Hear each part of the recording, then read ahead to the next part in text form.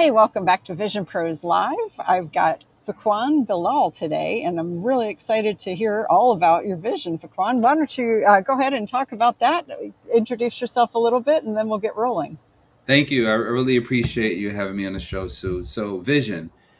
For me, it's growing up from where I came from in a low income community. When I got into real estate, it gave me the feeling of importance because I was able to handle the blighted property issues. Well, not all of them, some of them, right?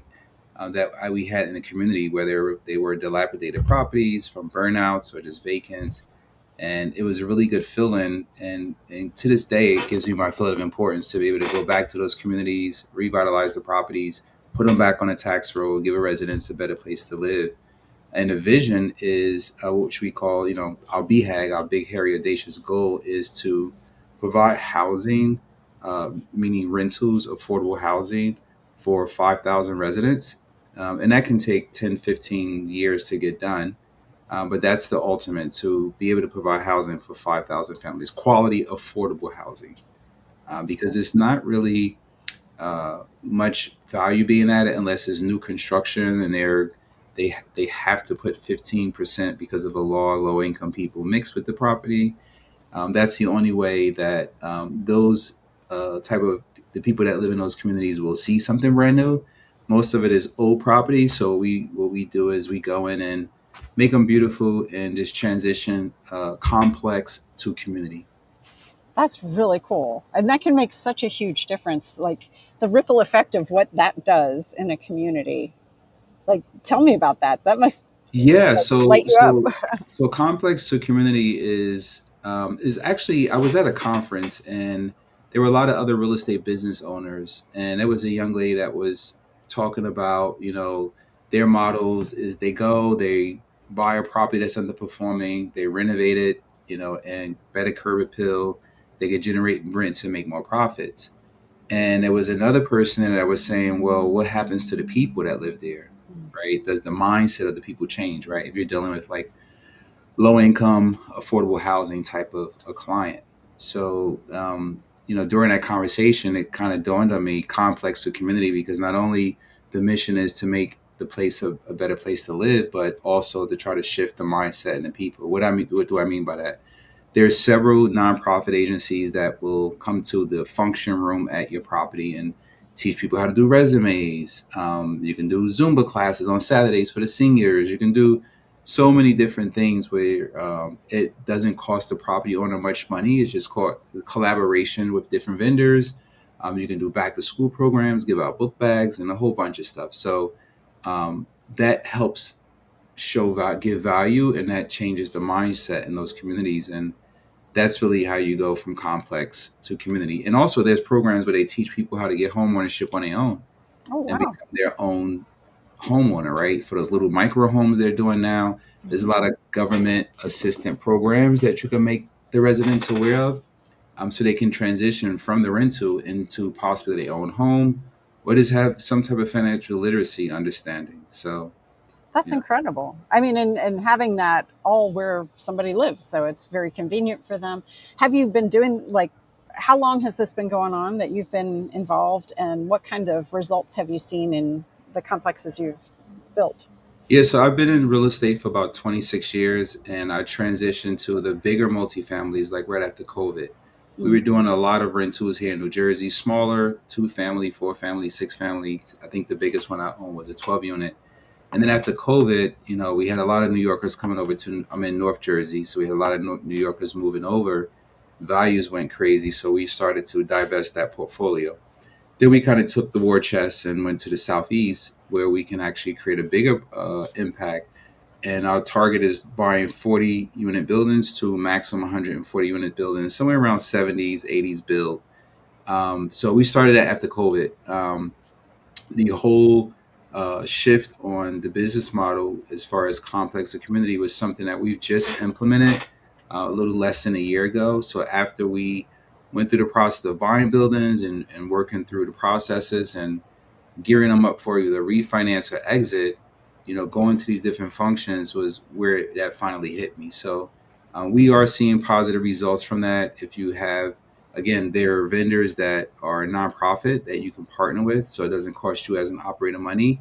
You just have to have your facility open and available for them, and then the marketing, right? And it's a slow process, right? Because it's different, it's new. Once people hear it's free, then they'll start getting involved. So Mm. those things are, they give good results. At first, again, the challenge we had with low attendance, but we just had to keep, like anything, Mhm. marketing, marketing, marketing, showing the value. Then you get cheerleaders, people start to talk, and then you see it grow from there.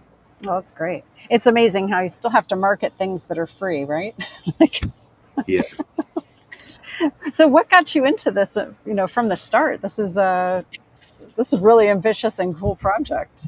Well, yeah, I mean, what got me started in real estate was the ability to be free, right? So when you think of freedom, we have our careers, we go to school, whether it's a doctor, lawyer, dentist, whatever you are, you are passionate about that, so you're going to do that.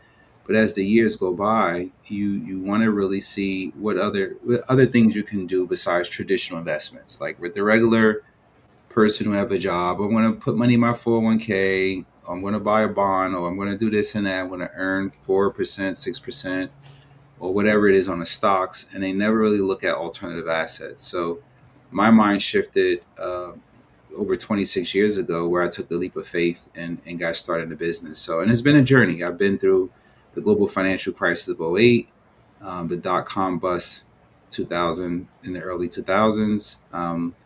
Actually, that was before 2000. And then COVID, right? So there's been different peaks and valleys along the journey. But again, it's if you're passionate about something, you will figure out a way on how to get it done. Mhm. And then, what's the profile of your ideal investor? So these are busy professionals, maybe business owners that have 20 plus employees. They have a net worth of $1 million, not including their primary residence. They earn at least a couple $100,000 a year or more. So that's the avatar. That could be a dentist, a doctor, a lawyer, a busy professional, an IT person, just people who are working a typical 9 to 5 or running a business and don't have the resources or the knowledge on how to invest in alternative assets. So it's an education process. We provide the education. We actually show people what we do, how we underwrite deals, and we give them the ability to partner with us. That's great. So they might be, actively searching for some passive income streams, that not going to require, you said they're busy. So, of course, not requiring their sweat equity in this. They just want to be able to park some money someplace and have it grow. Is that right? Correct, correct. That's And great. finding a sponsor that is market cycle tested, finding a sponsor that's going to communicate well, good, bad, or ugly, because it's never a perfect journey, right? We watch the stock market go up and down all day, gains and losses, but finding the sponsor for alternative assets that you have direct access to, that will be able to communicate with you, give you frequent updates, answer the phone when you call, and who has that experience. That's their only job in learning how to do due diligence on that particular asset. Hmm. Once they overcome, that, then pretty much it's whenever they're ready. Oh, that's great. And it seems like probably these investors would also have a mind toward, community building, community improvement, like For because sure. Yeah, we like to align ourselves with investors that sort of vibrate to the same frequency, right? So and there's nothing wrong with this. Some investors like to chase yields. They want to get the thing that's paying the highest return, or 8% or 10%. And some investors will say, preservation of capital. I don't want to lose principal, so preservation of capital is important. I want to make a return, and I want to create an impact over it. I want my dollars to do good. Mhm. So those are the investors that we try to resonate with, collaborate with, and team up with the people who really want to make an impact. They're on that part of their journey now where they have enough money from working or whatever, or their business. Now they want to make an impact and change. Mhm. Oh, that's great. This is a good way to do it. Now, tell me a little bit about what's your vision for your company, like on the longer term. Yeah, I mean, it's really to provide quality, affordable housing, period. I mean, that's just to sum it up, Hmm. provide quality, affordable housing. as you know, it seems like we're moving to a European model where we're going to become a renter's nation because the pricing of housing is insane, right? And what we were able to afford years ago, our kids or their kids, in the direction it's going, is going to be not affordable. So everyone is going to be riding around on bicycles and renting apartments. You know, we're shifting to a European model. So my vision is to be one of those operators that can continue to supply the market with affordable quality housing. Mm-hmm. So I come from that. There's a need for that. There's good people in those areas that just can't afford a rent bump, Mm-hmm. or can't afford to get the subsidy they need in order to have good housing. So that's the Mm-hmm. vision: quality, affordable housing. That's great. Do you have plans to expand outside of New Jersey? Or, I mean, there's plenty of housing there that needs your help, Yeah, plenty of right people. now we're actually in 3 states, Mm-hmm. and in the southeast, which is Georgia and Alabama, is now where we do our rental. Mm. We buy multifamilies there, anywhere from 40 units to 150 units, and that's where we do our impact project. Here in New Jersey, we do luxury spec homes. Mm. We built new luxury homes from the ground. The market in North Jersey is still good. The average house we sell can be anywhere from $1.5 million to $2.5 million sales price. So that's what we do here in New Jersey. Those are short term deals where you buy, fix, and sell. And in the Southeast, our rental portfolio is more long term, Mm-hmm. because it takes 5 to 7 years to truly stabilize and see the value out of the property. Mm. And then you can exit through a sell or refinance and hold on to it. So that's a longer term investment. But those are the two verticals that we do in the business: rentals and buy, fix, and sell. That's great. So, are you back and forth? I don't know how much boots on the ground you have to have Oh for yeah, doing this. yeah. Are you? I'm sure you're traveling I'm quite a I'm bit an then. active operator. You have some guys that are just looking at spreadsheets and underwriting deals from their computer and never make it to the property. I like to kick the tires. There's an old saying of football coach Jimmy Johnson used to walk the field before the game. Mm-hmm. That's the type of person I am. I like to go kick the tires, be involved with the underwriting process. I am down there twice a quarter, checking the stuff. Sometimes it's planned visits, sometimes it's unplanned, meaning I pop up on them without them knowing. And I love it. My heart is still on fire for the business after 26 years. That's really saying something. Um, did it surprise you that 26 years later you're still going for this? No, I was just telling my sons the other day. I was saying, because we were talking about legacy and everything else, and I was telling them, hey, legacy is what you leave in somebody, not what you leave for them. And I believe the highest value, besides teaching you things like having good morals, being responsible, being honest, trustworthy, communicating, whatever, besides the parent things, as far as business wise, I was telling them, hey, I think this is the highest value that I can transfer to you guys, is the knowledge that I have in this business. And it's almost like every business owner that I hear that, let's say they have a chiropractor set up, right? And they know that that's a good business for them to make money because they're doing it as their career. They have children, and most people assume the children is going to assume the business, take over, because they already built the foundation for it. It's easier to pass the baton. You see that in dentistry a lot too. And most businesses that mom and pop own is transition to the kids, get the kids involved at a young age.